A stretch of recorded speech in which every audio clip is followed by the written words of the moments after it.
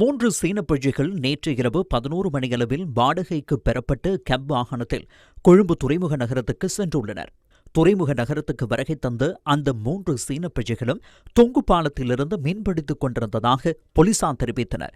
இன்று அதிகாலை 2 மணிக்கும் 3 மணிக்கும் இடைப்பட்ட காலப்பகுதியில் கருப்பு நிற வேன் ஒன்றில் மேலும் 20 சீன பிரஜைகள் துறைமுக நகரத்துக்கு வருகை தந்ததுடன் பாலத்திலிருந்த 3 சீன பிரஜைகள் மீதும் 2 துப்பாக்கிகளை காண்பித்து அவர்களின் கை கால்களை கட்டி முகங்களை மூடி தாக்குதல் நடத்தியுள்ளனர்.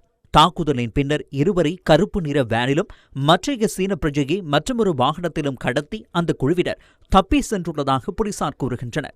கருப்பு நிற வேனில் ஏற்றப்பட்ட 2 சீன பிரஜைகளின் கை கால்கள் கட்டப்பட்ட நிலையில் வேனுக்குள்ளேயே போடப்பட்டு அந்த குழுவினர் தப்பி சென்றுள்ளனர்.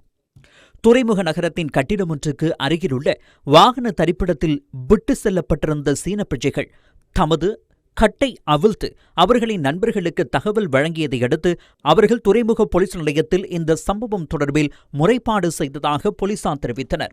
போலீசாரின் தகவலுக்கமைய இன்று அதிகாலை 5 மணியளவிலேயே இந்த முறைப்பாடு செய்யப்பட்டுள்ளது. ஆயுததாரிகளினால் கடத்தப்பட்ட மற்றைய சீன பிரஜை ஹாவோ சொங் என்பவராவார். இதனிடையே இன்று பிற்பகல் சீன பிரஜை என சந்தேகிக்கப்படும் ஒருவர் கை கால்கள் கட்டப்பட்ட நிலையில் அஹலியகொடு கரதன பகுதியிலுள்ள காட்டுப்பகுதியிலிருந்து சடலமாக மீட்கப்பட்டுள்ளார். கடுமையான காயங்களுடன் கை கால்கள் கட்டப்பட்டு கண்கள் கட்டப்பட்டிருந்த நிலையில் சடலம் கற்களால் மூடப்பட்டிருந்ததாக போலீசார் கூறுகின்றனர். தாக்குதலுக்கு இலக்கான 2 சீன பிரஜைகளும் அந்த சடலம் கடத்தப்பட்ட ஹாவோ சொங் என்பவருடையது என அடையாளம் காட்டியதாக போலீசார் தெரிவித்தனர். ஹாவோ சொங் கடத்தப்பட்டதன் பின்னர் பயன்படுத்தப்பட்டதாக சந்தேகிக்கப்படும் மோட்டார் சைக்கிள் ஒன்றும் வாகனமும் அதற்கு அருகிலுள்ள பகுதியிலிருந்து மீட்கப்பட்டது. 2 சீன பிரஜைகளும் விட்டு செல்லப்பட்டதாக கூறப்படும் வேனுக்குள் இருந்து துப்பாக்கி ஒன்றும் VVK ரக வாக்கி டாக்கி ஒன்றும் மீட்கப்பட்டுள்ளது. அந்த வேன் ஹம்மாந்தோட்டை பகுதியைச் சேர்ந்த ஒருவருக்கு சொந்தமானது என்பதுடன் கேப் வாகனம் கொழும்பு 5 உள்ள நிறுவனம் ஒன்றுக்கு சொந்தமானதாகும். தாக்குதலுக்கு இலக்கான 2 சீன பிரஜைகள் தற்போது தனியார் வைத்தியசாலையில் சிகிச்சை பெற்று வருகின்றனர்.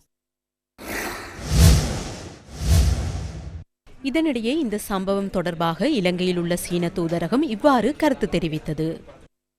சீன தூதரகம் இந்த சம்பவம் குறித்து உன்னிப்பாக கவனித்து வருகிறது.